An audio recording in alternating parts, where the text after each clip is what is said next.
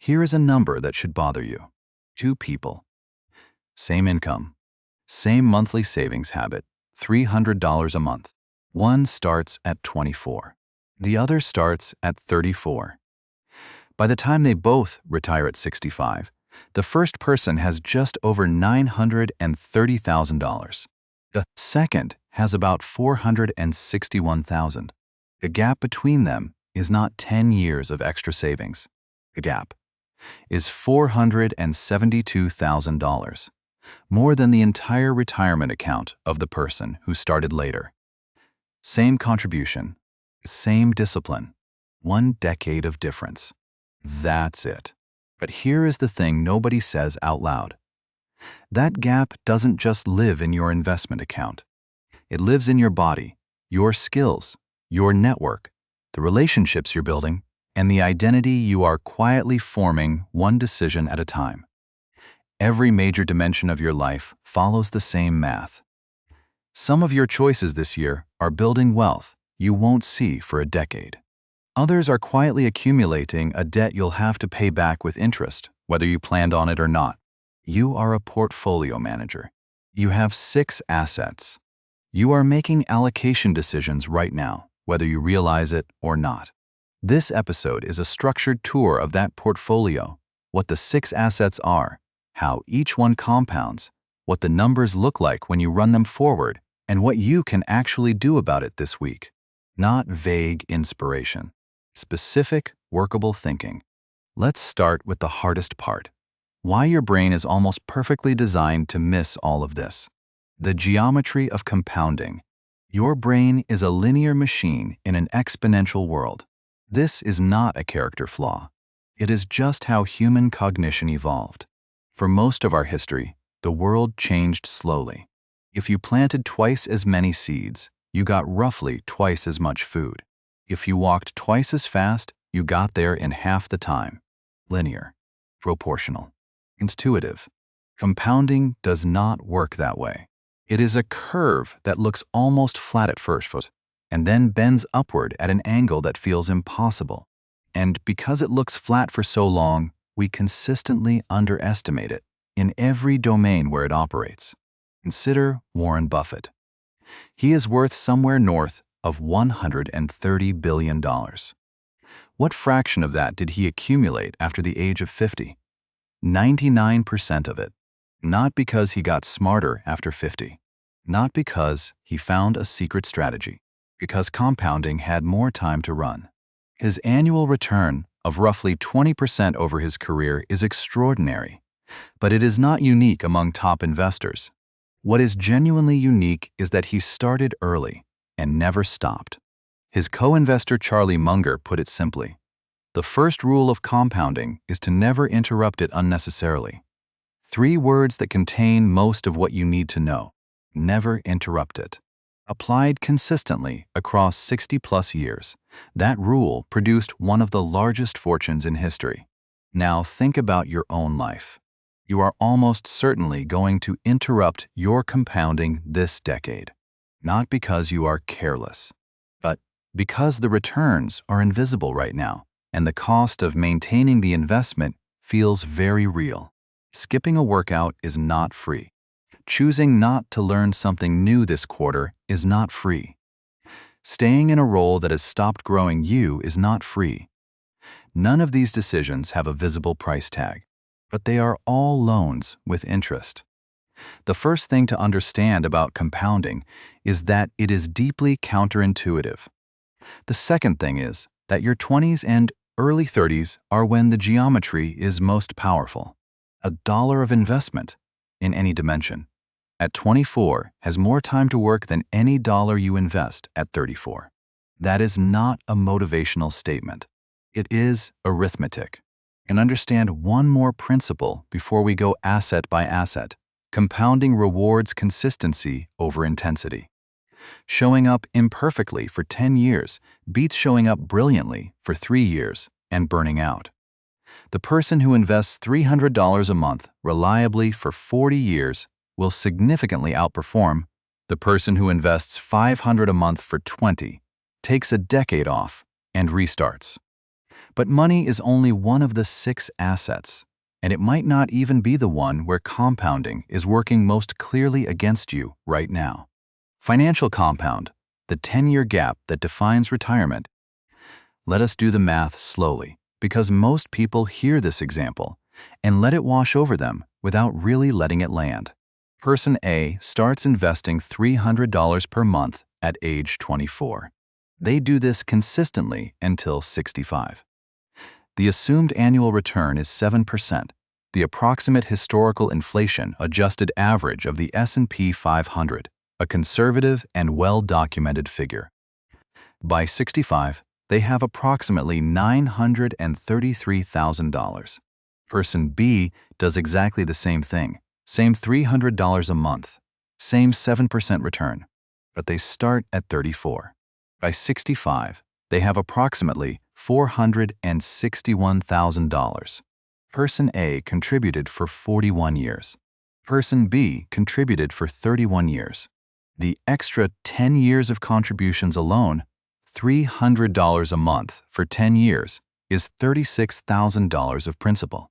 But the gap between them is $472,000.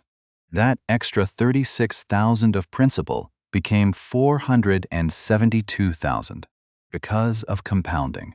The most expensive decade of most people's lives is their 20s, not because they spend extravagantly, but because they invest nothing, and the exponential curve is working against them the entire time. This is not the episode that tells you to stop buying coffee. That advice is tired and it misses the point. The point is not that small pleasures are expensive. The point is that the structural decision, am I investing anything at all, has consequences that dwarf nearly every other financial choice you will make before 50. If $300 a month feels impossible right now, the specific number is not the point. The point is the structure. Whatever you can automate to compound before you spend it is better than waiting until you feel financially ready, because that feeling almost never comes on its own. Readiness is not something you feel your way into. It is something you build your way into. And one thing to be very clear about: do not interrupt the contribution when the market drops. Do not cash out when you switch jobs. Do not treat your investment account as an emergency reserve. Remember Munger's rule: the market will have bad years. That is not a signal to exit. That is just noise on the path to a curve. The financial asset is the clearest to quantify, but it is only the first of 6 assets that are compounding in your life right now, and honestly, it may not be the one where the gap is widest. Skill compound. Why your learning rate matters more than your current skill. Skills are not additive. They multiply each other. A person who can write well is valuable. A person who can write well and also understands data is significantly more valuable. A person who writes clearly, understands data, and has deep domain expertise in a specific field, healthcare, say, or climate technology, or financial services, has a combination that commands disproportionate returns, not because they have 3 skills, because those 3 skills interact and amplify each other in ways that are genuinely rare and genuinely hard to replicate. Scott Adams, the creator of Dilbert, writes about what he calls the talent stack. His argument, becoming world-class in one skill, top 1%, is very hard. Most people will not get there. But reaching the top 25% in 2 or 3 complementary skills is achievable for almost anyone willing to put in serious effort over years. And that stack, once built, creates something that is genuinely hard to replace. Think about combinations that create leverage in careers right now. Engineering plus communication, finance plus storytelling, operations plus psychology, medicine plus systems thinking. Any of these pairs, built deliberately over a decade, produces a person who can do things that are difficult to replace and difficult to train for. Here's the compounding dynamic at work. Your first year learning to write clearly is slow, and the returns are almost invisible. Your second year, you can produce decent work. Your 5th year, you can write for a real audience with real feedback. Your 10th year, the skill has merged with your thinking. You process ideas differently because you can express them, and the expression sharpens the thinking itself. The skill is no longer just a capability. It is part of your cognition. This is why your learning rate matters more than your current skill level. If you're at a 3 right now but learning fast, you will be at a 9 in 5 years. If you are at a 6 right now, but your development has stagnated, you will be at a 6.5 in 5 years. Trajectory beats position almost every time. The practical implication: passive learning, reading, watching, absorbing is not enough. The skills that compound fastest are the ones you apply with consequence. You learn to write by shipping work that gets real feedback. You learn to think about data by running analyses on real problems with real stakes. You learn to communicate under pressure by taking on roles that require it. Pick 2 or 3 skills to actively stack in your late 20s. The ones that will matter most are rarely the ones that feel most urgent right now. The most surprising compounding asset, though, is one you literally cannot put on a resume. Health capital, the debt you're building in your body right now. There is a measurement called VO2 max. It is your maximum oxygen uptake, essentially a measure of how efficiently your heart, lungs, and muscles work together under sustained effort. It is one of the strongest predictors of both longevity and quality of life that researchers have found. VO2 max peaks in most people around age 20 to 25. After that, it declines. How fast it declines is largely determined by your lifestyle choices, particularly in your 20s and 30s. A sedentary decade in your 20s can reduce your VO2 max to levels that make ordinary activities difficult by 50. Climbing stairs becomes hard. Carrying groceries becomes hard. Playing with your kids becomes hard. Not because of something that happened at 50, because of decisions made at 28. The analogy that works here is the investment account analogy. Skipping the gym at 27 is like skipping your monthly contribution at 27. You do not feel the cost today. There is no immediate consequence. But the cost is real, and it is compounding against you. Peter Attia, a physician and researcher focused on longevity, writes in his book Outlive that exercise is the single highest leverage health intervention available for human lifespan and quality of life.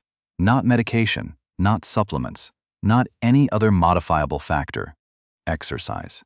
And the earlier you build the habit, the more you benefit from the compound curve. Sleep is another biological asset that compounds in both directions.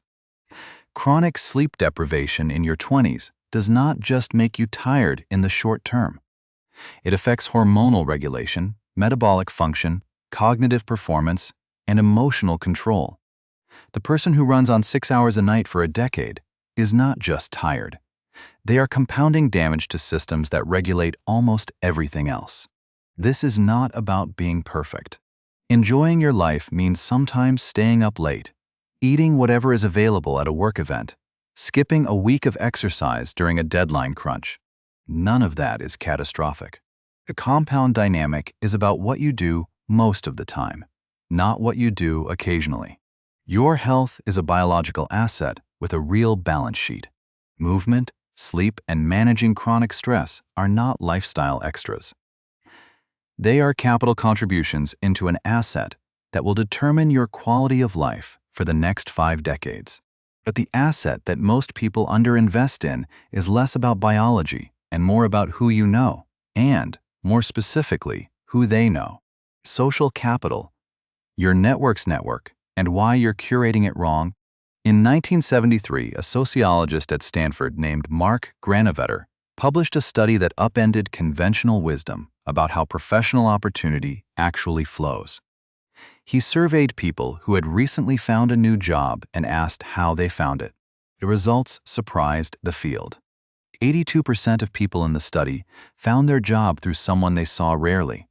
Not a close friend, not a family member, but a casual acquaintance. Someone from a conference, a former colleague, a person from a volunteer project, a friend of a friend they had met twice. Granovetter called this the strength of weak ties. The people who can open the most doors for you are usually not the people you know best. Your closest friends and family already know what you know and who you know. Opportunity flows through acquaintances, people who exist in different networks, carrying different information, different contacts, different openings, a compounding implication. The weak ties you build in your 20s compound through your network for decades. The person you sat next to at a workshop at 26 might be the one who connects you to your most important client at 38. The colleague you helped generously when you were both junior might be the person who recommends you for the role that changes your trajectory at 32. These connections do not announce themselves as significant when you make them. They accumulate quietly, and then suddenly they matter enormously. Robin Dunbar, a British anthropologist, has studied the cognitive limits of human social networks. His research suggests we can maintain about 150 stable social relationships, with a tighter inner circle of roughly 15 people with genuine emotional closeness. This is Dunbar's number, a real cognitive constraint on how many relationships any person can actively tend. The question for your 20s is not how many people you know. It is whether you are actively expanding your orbit into new networks, and whether you are tending the connections that actually matter. The passive approach, waiting to meet people organically, only staying in touch with relationships that feel effortless, leads to a network that calcifies in your 30s. Same people, same circles, same kinds of opportunities cycling through repeatedly. A proactive approach is simpler than it sounds. Show up consistently to places where people doing interesting work gather.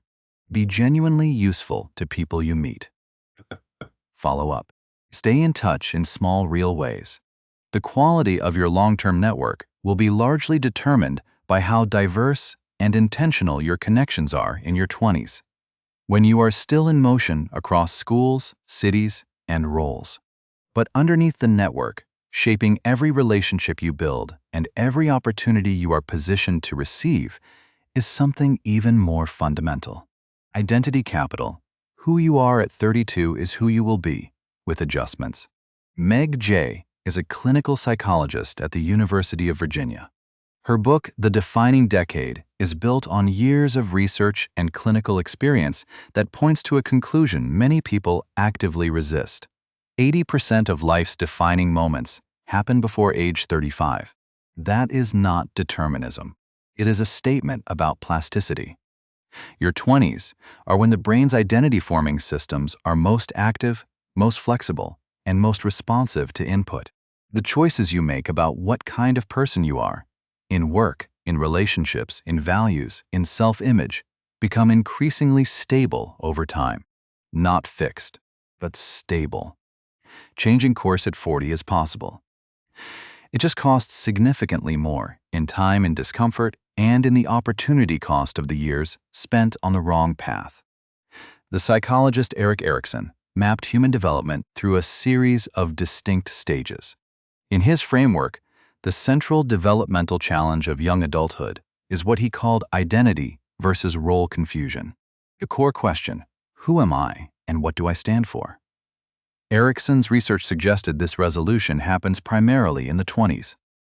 If you do not work on it intentionally, circumstances will resolve it for you. Your identity will form anyway, shaped by other people's expectations, the path of least resistance, and whatever was easiest to say yes to. Identity capital is the accumulation of experiences, commitments, and deliberate choices that answer the question, who am I, in increasingly specific and honest terms. A job that pushes you into new territory builds it. A serious relationship that teaches you how you actually function under sustained pressure builds it. A creative project you take seriously enough to finish builds it. Even a failure that you process honestly rather than avoid builds it. What erodes identity capital is prolonged ambiguity that you are not actively working to resolve. Years spent avoiding commitments because you are not sure. Perpetually deferring the hard questions about what you actually want until some imagined later that never quite arrives. The cost is that your identity forms anyway, just passively, shaped by defaults rather than decisions. The practical takeaway: in your 20s, try things that feel like they might be you. Take commitments seriously, even when they are not meant to be permanent. Reflect honestly on what each experience teaches you about yourself. The goal is not to lock yourself into a single path.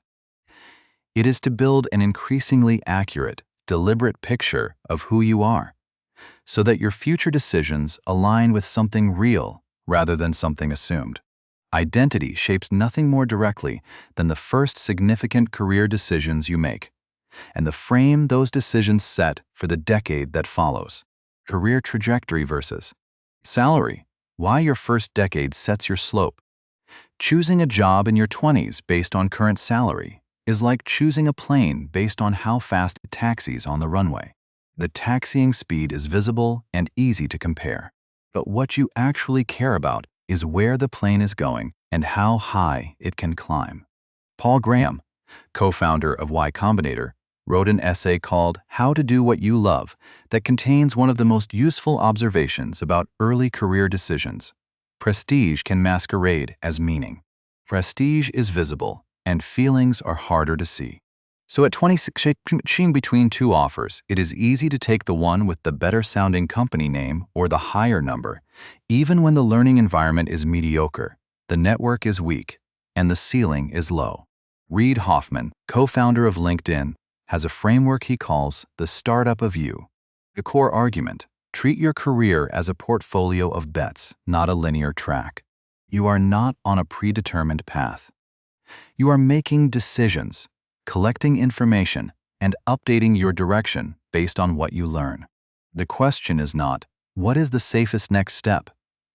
It is, which bet will give me the best information and the best options in 3 years. In your first decade professionally, trajectory beats salary almost every time. A lower-paying role in a high-growth environment, where you are learning fast, building a network of highly capable people, and developing skills that are genuinely hard to acquire elsewhere, will typically outperform a higher-paying role where you are mostly executing routine work within a fixed ceiling. The math here is about human capital, the earning potential embedded in your skills and experience. In your 20s, your human capital is almost certainly your most valuable financial asset, dwarfing whatever is in your savings account. Every year of high challenge, high learning work increases that human capital significantly. Every year of low challenge comfort work, it stagnates or erodes. The pattern you see in people who are genuinely thriving at 40 often traces back to one decision in their late 20s. A stretch role that paid less but delivered skills, network, and optionality that multiplied forward for years. It looked like a risk at the time. It looked like a sacrifice. In retrospect, it was the highest return investment they ever made. The question for this year is not what salary you can negotiate. It is which environment will make you significantly more capable in 3 years. And what is the quality of the people you will be working alongside?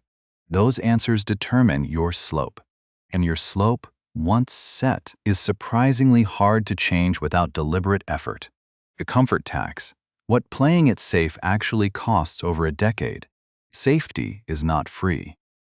This is one of the least discussed facts in the conversation about building a good life, probably because it is uncomfortable to say out loud. Every year you spend in a role, a city, or a situation that feels fine but not great, is a year where compounding is working against you in multiple dimensions simultaneously. Skills that are not being stretched are atrophying. A network that is not being expanded is calcifying. Optionality that is not being built is narrowing. The cost is invisible month to month. Run the math forward over a decade, and it becomes very hard to dismiss. Let's put a concrete number on it. Imagine a safe choice: staying in a stable but uninspiring job, that cost you $20,000 a year in foregone income compared to a slightly riskier alternative that would stretch you more. Over 10 years, that is $200,000 in foregone earnings. With even modest investment of those additional earnings at 7% over a decade, you are looking at well over $270,000 in foregone wealth. And that is only the financial dimension. The non-financial cost is harder to quantify but just as real. A decade spent in low-challenge work tends to produce a person who is less capable at 40 than they could have been, with a narrower network, less clarity about what they are actually good at, and a mounting sense of being stuck in a way that is genuinely difficult to reverse. The comfort that felt protective in the short term becomes the source of constraint in the long term. There is nothing wrong with stability as a value. Choosing a role that is not maximally challenging can be a valid decision if it serves other real priorities. Health, family, a serious creative project you are building outside of work. The problem is mistaking comfort for safety. Comfort avoids short-term friction. Safety, in the real long-term sense, often requires some amount of short-term discomfort. The willingness to tolerate that friction early is one of the most consistent things that separates people who have genuine options at 40 from people who feel trapped. The question to ask yourself is not, does this feel safe? It is this compounding? Those are very different questions. And if you are going to take more risk, you need to know how to do it well. The failure tax, how to fail cheap, fast, and forward.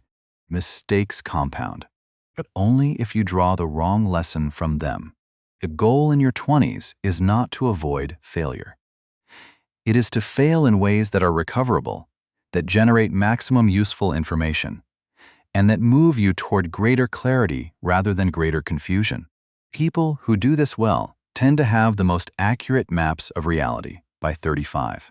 People who avoid all risk tend to have maps that are clean and detailed and wrong. Jeff Bezos has a framework he calls regret minimization. When you are facing a risky decision, project yourself forward to 80 years old and ask, will I regret not having tried this? Not will I regret having tried it. That is the question most people focus on, and failures are usually much easier to come to peace with than you expect beforehand. The more useful question is whether you will regret the not doing.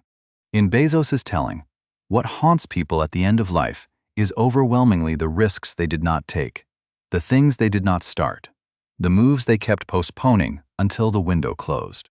Tim Harford, a British economist and writer, spent years studying how complex systems, biological, social, economic, actually improve over time. His book Adapt makes a consistent finding. Trial and error outperforms advanced planning in unpredictable environments, which your career, your relationships, and your health genuinely are. You cannot plan your way through these domains with a spreadsheet. You have to try things, observe results, and update based on what you learn. The prescription for your 20s follows from this directly. Take swings on things that are recoverable. A failed side project is recoverable.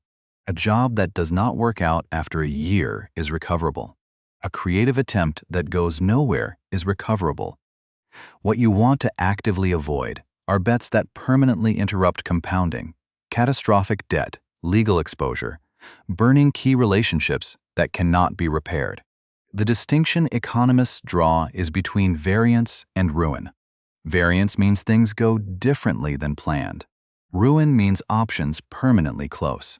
Most things that feel risky fall squarely into the variance category. Treating variance as ruin is how people end up playing it too safe for too long and accumulating the comfort tax without ever naming what they are paying. Fail cheap. Fail fast. Fail in ways that teach you something real.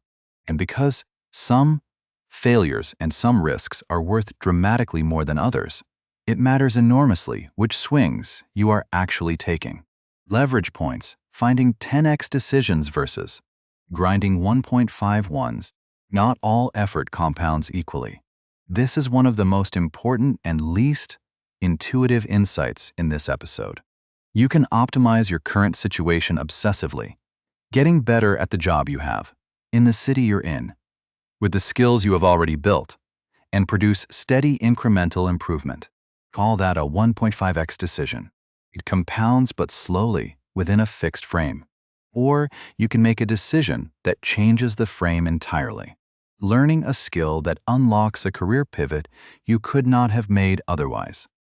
Moving to a city where the density of people working on problems you care about is dramatically higher. Finding a mentor who fundamentally changes how you see your field. Choosing a professional environment where the bar is so high that it pulls your standards up alongside it. These are 10x decisions. They do not just add to your existing trajectory. They change the slope itself. Naval Ravikant, an investor and writer who has thought deeply about the mechanics of building wealth and meaning, has a concept he calls specific knowledge. Specific knowledge, in his framework, is knowledge that cannot be easily taught or replicated. Things you developed through genuine curiosity, through unusual combinations of experience, through work that felt more like play than labor. If society can train you, he writes, society can train someone else and replace you. No. The highest return investments are in building specific knowledge that is genuinely rare, and that emerges from your particular combination of interests, skills, and life experience rather than from a curriculum someone else designed. The 10x decisions are often not the ones that feel dramatic at the time. More often, they are about positioning, getting yourself into environments, relationships, and roles where the quality of compounding is dramatically higher than where you currently are. The startup genuinely doing hard things. The research group with a world-class person at the center of it.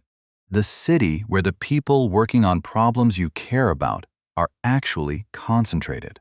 The meta skill of your 20s is learning to tell the difference between optimizing within a frame and making a decision that changes the frame. Most people spend enormous energy on the former when a single well-chosen move in the latter category would have more impact than years of grinding.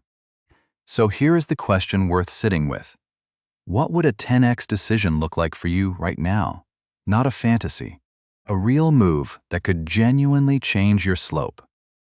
What is the thing you keep not doing because it feels too uncertain? In most cases, that thing deserves a very serious second look, which brings us to the most practical question of the whole episode. A portfolio audit, how to assess where you are actually compounding and where you're not. Most people have never looked at their 6 compounding assets as a portfolio. They manage them separately, reactively, by urgency. The financial pressure of this month shapes the financial decision. The health concern comes up when something starts hurting. Skill development happens when work forces it. The network grows or shrinks largely by accident. No one is genuinely at the controls.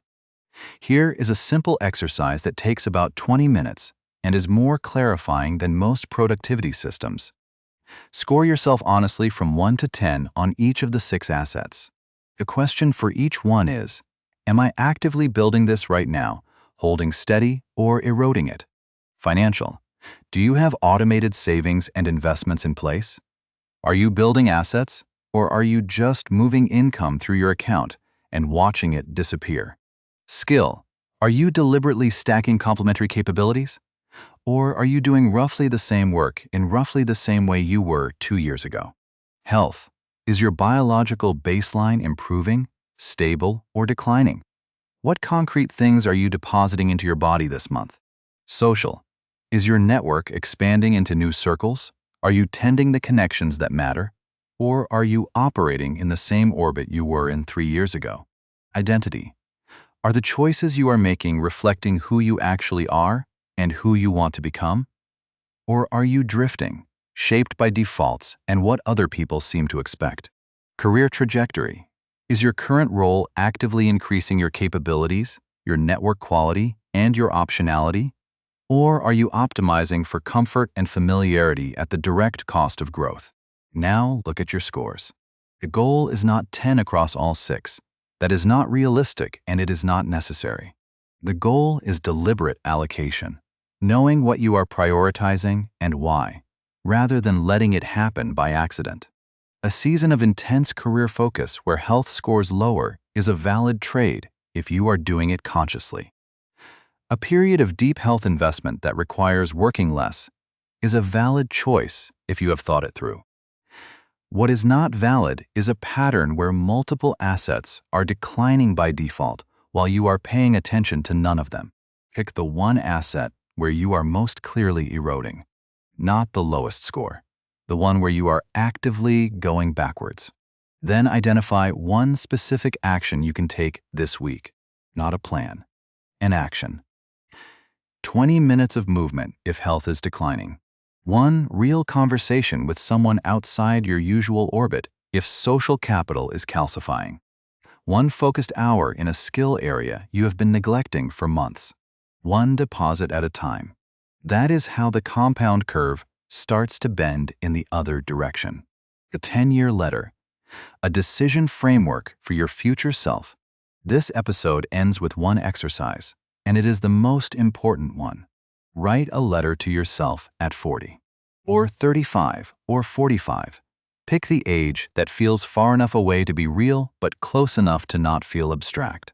Describe the life you want to be living, not the fantasy. The real life, the work you are doing, the relationships you have, the person you have become, the decisions you made that you are genuinely grateful for. Then read what you wrote and ask one question. Which of your current decisions would your future self thank you for? Not praise you for achieving. Not be impressed by. Thank you for. Because that future self will have lived the full run of the compound curve you are standing at the beginning of right now. They will know what the compounding cost and what it produced. They will know which risks were worth taking and which safe choices were actually expensive.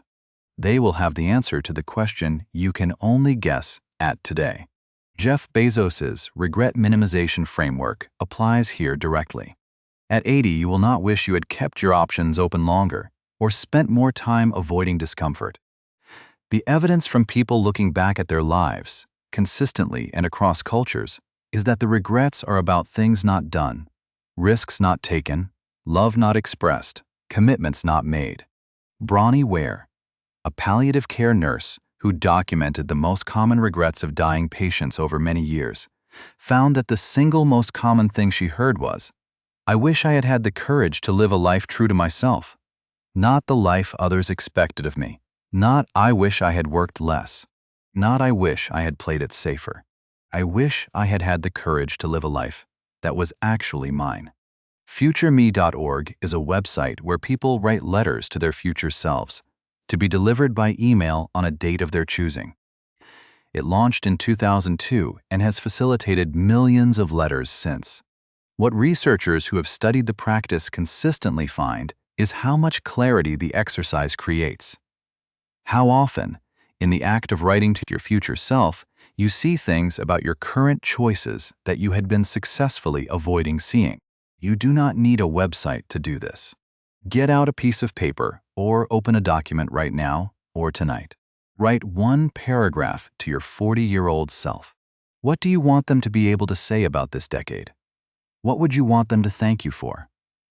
And then, before you close it, write down one decision, one specific choice that you are going to make differently this week because of what you just wrote. That is the compound interest starting. Not a resolution, a deposit. Here is the full picture we covered. Compounding is a life architecture concept, not just a financial one, and your brain is a linear machine in an exponential world. The gap between what we intuit and what actually happens is where the most expensive decisions live. Financially, the difference between starting to invest at 24 versus 34 is not a decade of contributions. It is $472,000. Skills multiply each other, not add, and your learning rate matters more than your current level. Health is a biological asset with a real balance sheet, and the habits of your 20s will determine your quality of life at 50 in ways that are difficult and expensive to reverse. Weak ties, the casual acquaintances in networks different from yours, are where most professional opportunity actually comes from, and your network compounds or calcifies based on whether you are deliberately expanding it. Identity forms most plastically in your 20s, and if you do not work on it intentionally, circumstances will shape it by default. Career trajectory beats salary in the first decade almost every time. Comfort has a tax. Failures are cheap in your 20s if you fail smart and keep the exit open. A single 10x decision that changes your frame will beat years of 1.5x optimization within the same one. A 20-minute portfolio audit across all 6 assets is more useful than most productivity systems. And a letter to your future self is one of the most clarifying exercises available, because your future self already knows the answer to the question you can only guess at today. You are a portfolio manager. You have 6 assets. The math is working right now, whether or not you are paying attention to it. If this episode gave you one thing you can actually use, share it with one person in their 20s or early 30s who would take it seriously. That compounding starts immediately.